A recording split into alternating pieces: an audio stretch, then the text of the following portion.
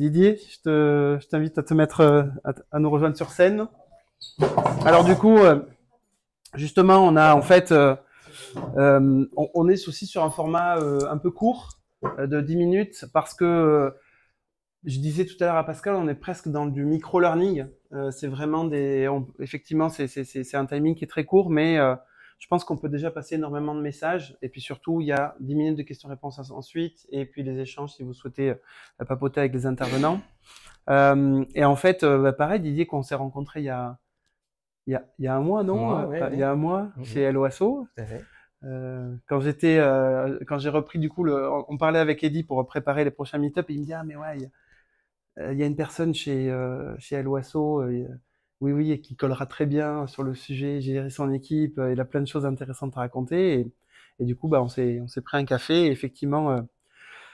Ben voilà, tu as un parcours qui est assez dense. Tu as passé quoi, 13 ans, c'est ta 13e année chez Helloasso? C'est ma 13e année, mais je suis arrivé en 2011. 2011. Voilà. Oui. J'ai rencontré Ismaël et Léa à l'époque, où ça s'appelait pas Helloasso d'ailleurs, c'était Make for Good. Mail for Good, ok. Voilà. Ok. Une vingtaine d'associations partenaires à l'époque. Ça a bien grandi depuis. Tout à fait. Combien de collaborateurs aujourd'hui? J'ai perdu le compte. On est à 200, pas loin. 190. Ok. Voilà. Presque 200. Vous êtes à la Cité numérique. Ouais. Ouais. Ok. Ah ouais, c'est bon. Bah écoute, top, très bien. Et en fait, euh, du coup, peut-être un mot sur Helloasso. Est-ce que tu peux présenter Ouais, l'entreprise bah Helloasso, succinctement? c'est une plateforme. Aujourd'hui, c'est notre cœur de métier, c'est le paiement, hein. On a un opérateur de paiement et on a deux spécificités. C'est que la première, c'est qu'on s'adresse au secteur associatif, évidemment.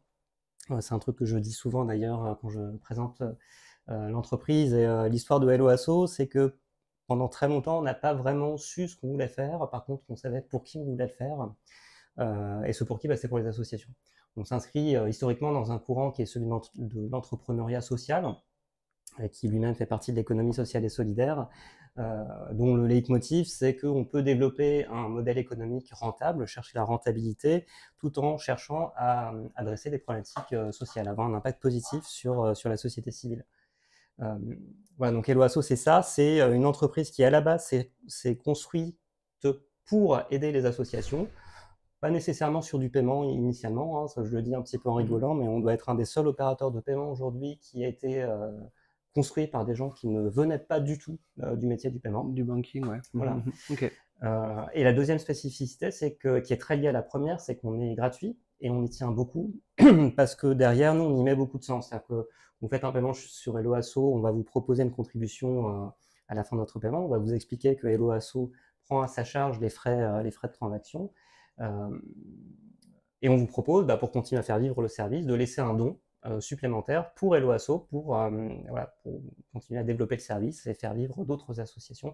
Et c'est ça qui aujourd'hui nous permet de servir, là aussi j'ai perdu le compte, mais on a dépassé les 300 000 associations, je crois. Ouais, d'accord. En France, pour l'instant, Tout à c'est fait. ok, Ouais. ok, ok, très bien. Ben, effectivement, mais c'est intéressant. Tu parles des valeurs. On va parler derrière comment le manager peut diffuser les valeurs ou pas. Du Mhm. coup, hein, voilà, je laisse un peu le suspense. Mais rapidement, du coup, donc 2011, tu rentres chez Helloasso en tant que développeur. Ouais. C'est ça. Donc tu es recruté. Ensuite, il y a justement il y a eu un moment un peu charnière justement qui a été un peu un tournant pour toi. Tu m'as dit que c'était 2014 ou 2015 quand tu avais suivi justement un coaching. Est-ce que tu peux nous en parler un petit peu plus Ouais, bah, effectivement, je suis arrivé j'étais effectivement le seul développeur, puis très vite l'équipe s'est agrandie. Euh, et on a réalisé notre première grosse levée de fonds en 2013. 2013, ouais. Et à partir de ce moment-là, on a eu des premières problématiques qui n'ont fait que s'amplifier par la suite de recrutement, de structuration d'équipe et de mettre en place du management. Mhm. Alors, non pas qu'il n'y avait pas de management précédemment, mais quand on est 3-4, c'est évidemment pas la même chose en termes de dynamique que quand on va recruter des dizaines de personnes. Et alors effectivement, ça a été un peu Transformant ou transformé. bousculant? Oui, C'est quoi le tout à mot? fait. Ouais. Alors à la fois d'un point de vue collectif et d'un point de vue individuel, parce que comme beaucoup de personnes, j'avais un peu cet archétype du manager en tête. Euh, comment dire, un modèle de manager qui, bon, le manager très affirmé, très assertif. Souvent, l'archétype qu'on imagine, c'est aussi un homme. Hein. Vraiment, on a tous notre espèce de machine learning avec ce rôle modèle de manager. Et moi, très clairement, je me suis dit, en fait, c'est pas moi du tout. Et du coup, immédiatement vient la question, mais est-ce que je suis fait pour ça? Est-ce que je peux apporter est-ce que j'ai envie et est-ce que je peux apporter quelque chose en tant que manager? Et effectivement, donc je me suis fait accompagner hein, parce que je pense que s'improviser manager, alors je vais pas dire que c'est possible, mais c'est toujours mieux d'être accompagné. Et ça a permis de comprendre pas mal de choses sur ma façon de fonctionner, sur la façon de fonctionner de mes collègues, et notamment d'en tirer un enseignement qui moi, a été un peu le fondateur dans mon parcours de manager, qui est la question du style de management. À partir du moment où on essaie de poursuivre un rôle, un archétype, à partir du moment où on essaie d'enfiler un costume de manager, c'est pour moi déjà perdu. Et en fait, ce qui a été fondateur, c'était de me dire, j'ai des qualités qui sont appréciées par mes collègues, par mes amis, et en fait, il faut que je construise mon style de management sur ces qualités. Je prends un exemple, hein, alors qui n'est pas mon cas, mais imaginons que c'est le bout en train de ta bande, tu as toujours le bon mot, tu es toujours celui qui fait rire tout le monde, et puis on te dit, demain, maintenant, tu es manager de ton équipe, et soit tu vas te dire toi-même, soit on va te dire, maintenant tu es manager, donc tes blagues, tu les mets un peu sous le tapis, tu n'es pas là pour être le copain de tes managers, tu dois apporter un certain nombre de valeurs, être exemplaire sur un certain nombre de choses. Et en fait, si tu obéis à cette injonction, il y a un truc qui va mal se passer. Ça va pas être toi. C'est un peu contre nature. C'est contre nature, ça va se voir, et tu vas pas être bien, surtout. Et si au lieu de faire ça, tu te dis, ok, tu t'écoutes en te disant, ok, moi j'ai besoin de dynamisme dans mes interactions sociales, j'ai besoin de légèreté, j'ai besoin de faire des blagues. Qu'est-ce qui fait que c'est apprécié et pourquoi moi ça me nourrit, et comment je fais pour retrouver pour continuer à m'en nourrir aussi dans un cadre professionnel. Comment je fais pour apporter de la légèreté à mon équipe, et qu'est-ce que ça peut apporter de positif, peut-être que dans une situation de gestion de crise, d'être celui qui va apporter un peu de légèreté, va permettre à son équipe de faire un pas de côté, de regarder les choses un petit peu différemment, de créer un petit peu c'est une expression que j'utilise souvent aussi, d'être capable de créer de l'insouciance. D'avoir en face de soi des personnes qui ont des situations, des managers qui ont des situations compliquées à gérer, qui peuvent parfois être un peu, un petit peu désespérés, parce que situation de crise, parce que problématiques RH qui peuvent parfois être très lourdes, pour tout un tas de choses, tout un tas de raisons, et d'être capable de capitaliser sur cette capacité à apporter ce niveau de légèreté, et lui faire prendre une couleur managériale, ça permet de se construire quelque part une colonne vertébrale de manager, de se construire un style qui respecte ses valeurs, qui respecte sa personnalité. Et c'est un peu comme ça que moi, c'est ce qui a été transformant en fait. Moi, je suis une personne très introvertie. Alors, je crois qu'on en parle un peu plus tard d'ailleurs. Je suis très curieux d'entendre ce qui va être dit. Et effectivement, c'est un truc que se disent beaucoup d'introvertis. C'est, je suis pas fait pour être un manager parce que je suis mal à l'aise devant des groupes. J'espère que ça se voit pas trop. Mais voilà. Et en fait, si on se dit ça, on a déjà perdu. Alors qu'en fait, il n'y a pas un style de management gagnant. Mais c'est intéressant, ouais, c'est ce qu'on disait, c'est un peu la gestion d'équipe sous l'angle de l'authenticité. Un peu, c'est ce qu'on se disait avant. Alors après, c'est intéressant parce que justement, tu disais, voilà, je me rappelle quand on avait discuté un petit peu, au bout d'un moment, du coup, toi, tu as pu justement avoir un peu un parcours un peu plus linéaire ensuite, tu avais posé tes bases, tu t'étais construit là-dessus. Et d'ailleurs, on n'a pas posé la question, mais qui c'est qui est manager ici? Peut-être ça peut t'intéresser, Didier aussi. Ouais. Ok. Qui c'est qui est contributeur individuel, genre expert? Ok. Ok. Enfin, quand je dis, vous comprenez, enfin, c'est que c'est. Pas manager. Non, voilà, pas manager, mais voilà. Merci, Didier. Merci, Denis. Ok, bon, bah, c'est super intéressant. Ça peut être, ça pourra venir enrichir la discussion ensuite. Tu disais justement, bah, une fois que voilà le scaling aussi de LOASO est arrivé, augmentation du volume des équipes, augmentation du nombre de recrutements, et là intervient un autre problème qui était justement comment tu fais travailler toutes les équipes ensemble. Donc voilà, qu'est-ce que tu peux dire là-dessus? Bah oui, oui, bah effectivement, enfin, c'est le cœur du métier de manager, selon moi en tout cas, hein, c'est de faire que la mayonnaise prenne en fait, entre des équipes composées d'individualités qui ont toutes leurs singularités qui doivent être respectées, parce que je ne crois pas du tout au management normatif. Mais ça, peut-être, on pourra en parler un peu plus tard. Mais effectivement, de se dire, enfin moi, j'ai été très vite confronté à la problématique qui naît du fait d'aller chercher, d'aller recruter des personnes qu'on veut évidemment compétentes, mais qu'on veut aussi quelque part compatibles entre guillemets avec un certain nombre de valeurs auxquelles on croit, mais aussi avec les autres individualités qui composent l'équipe. Fatalement,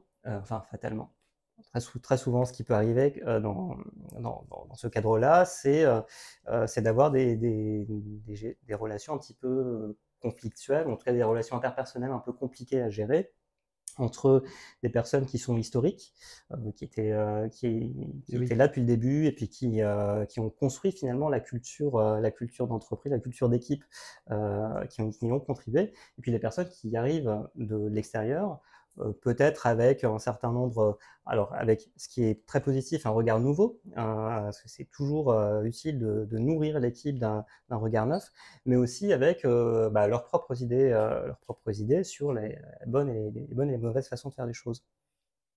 Et là, c'est le clash, non? Alors, non, enfin. Il y a eu quelques situations un peu compliquées. J'ai le souvenir d'une personne où on m'a dit, tu vas voir, celui-là, il a mis son ancien CTO en dépression. Donc, c'était mon premier vrai challenge RH, je dirais, mon challenge de manager. Et ça n'a pas été, fort heureusement, jusqu'à une escalade RH. Mais ça a été extrêmement intéressant. Pour moi, c'est une des expériences qui m'a appris le plus en tant que manager, d'apprendre où sont les bonnes intentions. C'est une phrase qu'on m'a dite un jour et qui m'a beaucoup marqué, c'est quand vous discutez avec vos managers, si vous ne voyez pas la bonne intention dans ce que vous dit la personne, dans une proposition qu'elle vous fait, cherchez encore. Si vous ne l'avez toujours pas, cherchez encore. Parce que finalement, à moins d'avoir recruté des sociopathes, mais bon, on est tous bien intentionnés. On essaie d'éviter. On est tous bien intentionnés. Il y a un principe, effectivement, une espèce de rasoir qui consiste à se dire, avant d'aller chercher la malveillance, chercher la bienveillance. En fait, alors je sais que c'est un mot un peu galvaudé, hein, mais chercher la bonne intention.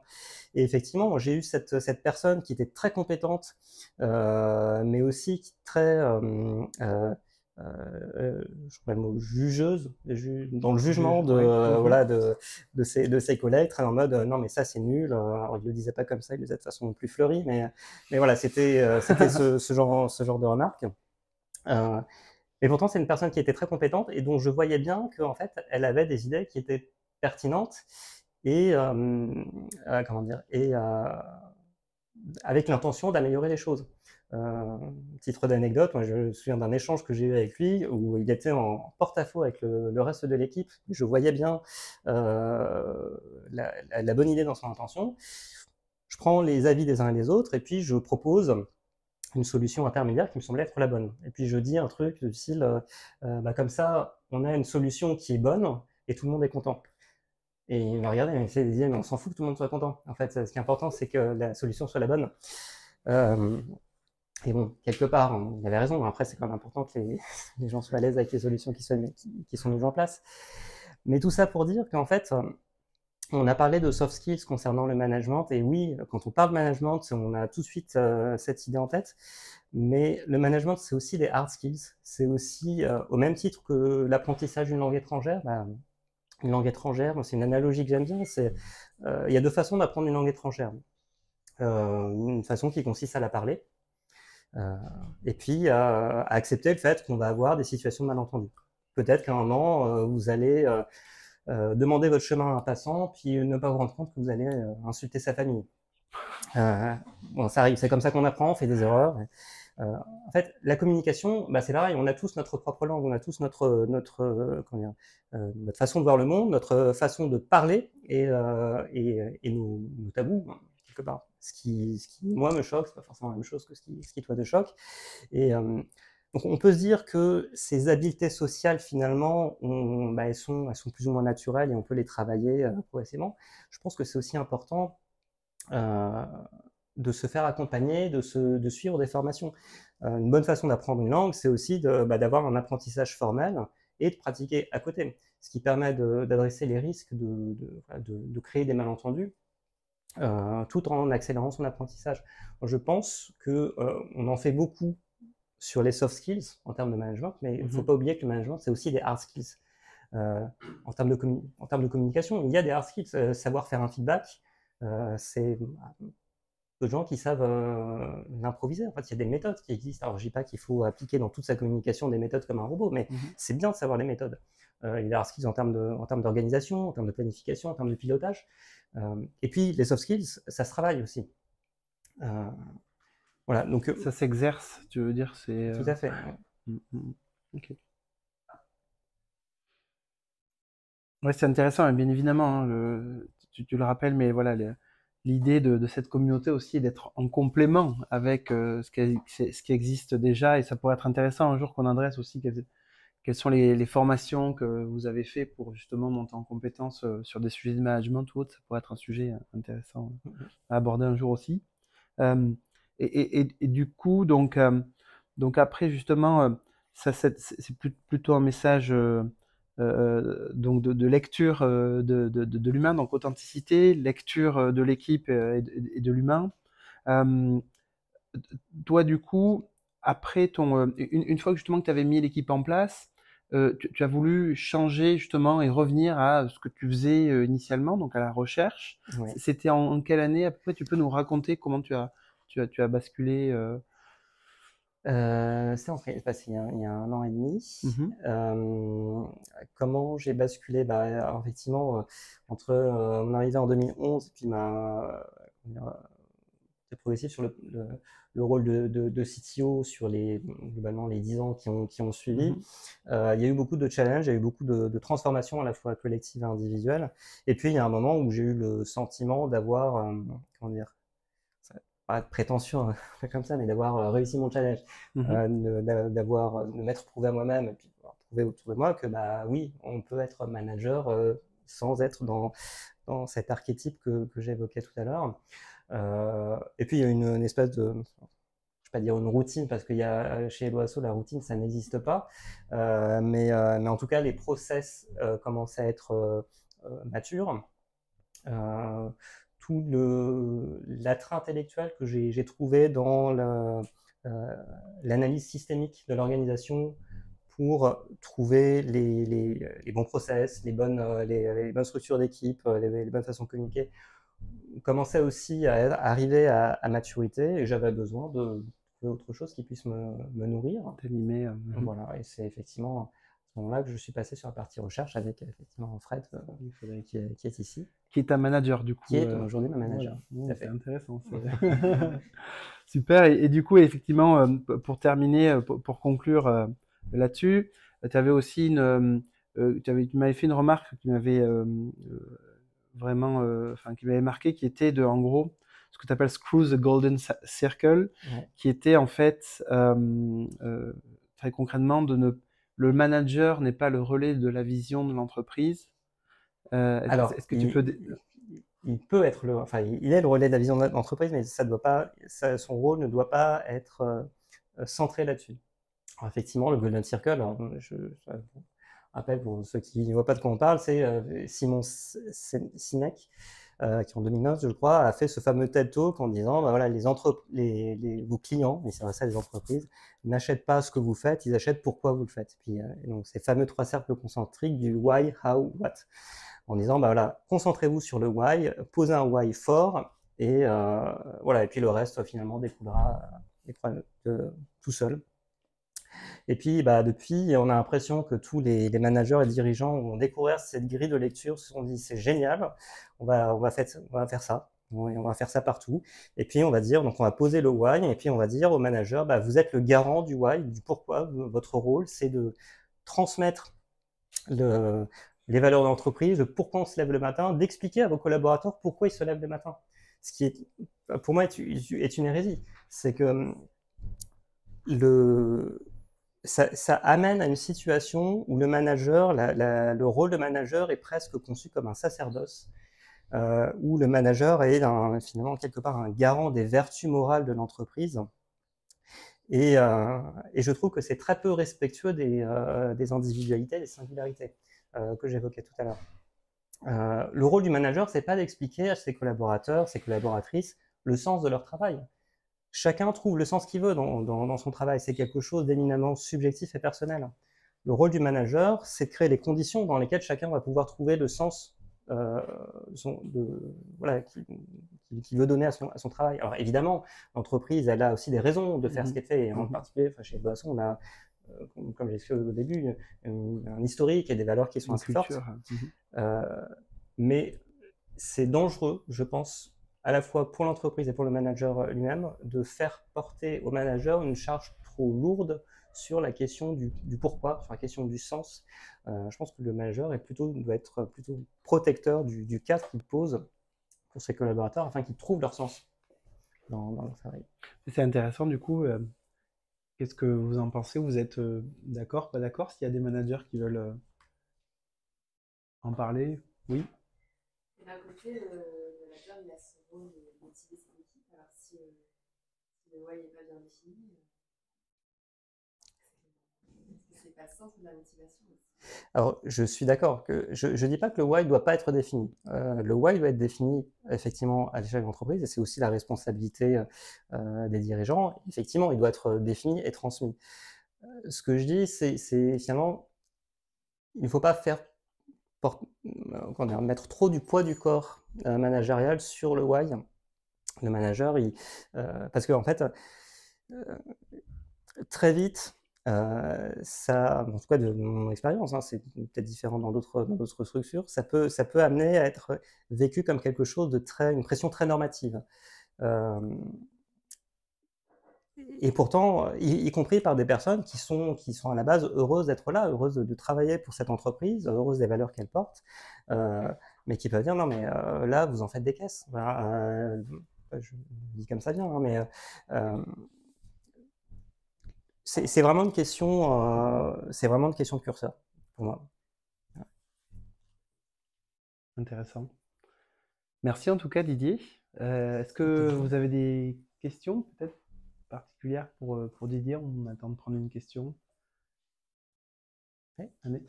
Il y a des formations spécifiques pour travailler les soft skills justement. Parce que quand j'ai dit formation, c'est formation technique, mécanisme.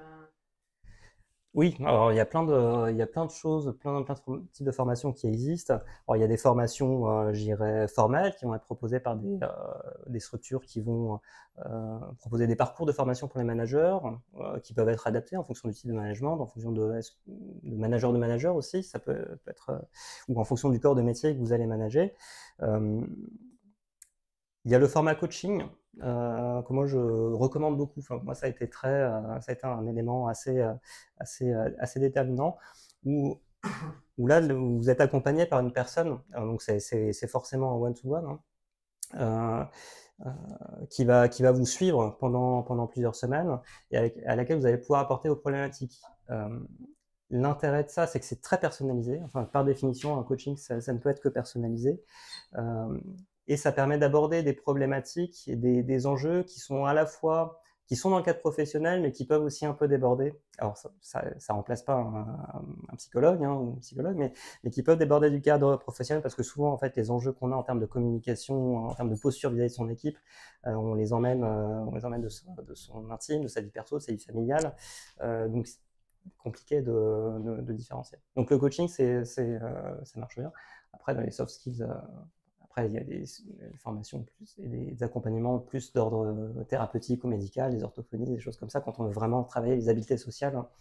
Mais ça, voilà, c'est encore autre chose.